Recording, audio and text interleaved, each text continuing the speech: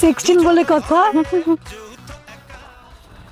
ভাবি আপনি কিন্তু অনেক লাকি ভাবি, ও তো ভালো একটা হাজবেন্ড পাইছেন, বাসার সব কাজ ভাইয়া করে দেয়।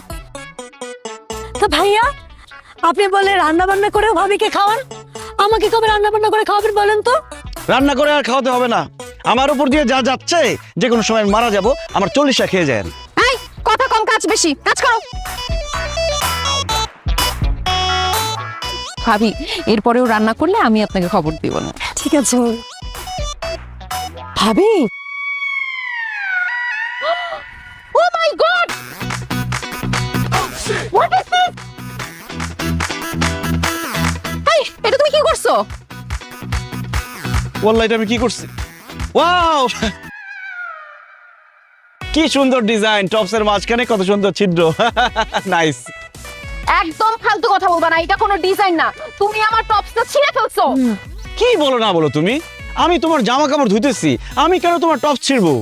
আরে ধুইতে গিয়ে তো আমার সুন্দর টপসটা তুমি ছিঁড়ে ফেলছো। বিশ্বাস করো আমি এটা ছিঁড়ি না। আমার মনে হয় কি এটার মাঝখান থেকে ইঁদুর খাইতে খাইতে এরকম ছিদ্র করে ফেলছে, অথবা আগে থেকে ছিঁড়া ছিল।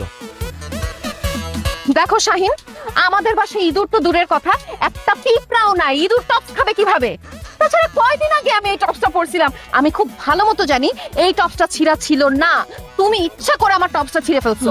ভাবি বুঝেন না, আপনি ভাইয়াকে বলছেন কাপড় চোপড় ধুইতে, সে তো ইচ্ছা করে ছিঁড়বে তাই না? তাছাড়া টপসটা দেখতে কি যে সুন্দর, আপনি পরলে পরে যে কি সুন্দর লাগতো ভাবি, সেদিন না আমরা ছবি তুললাম।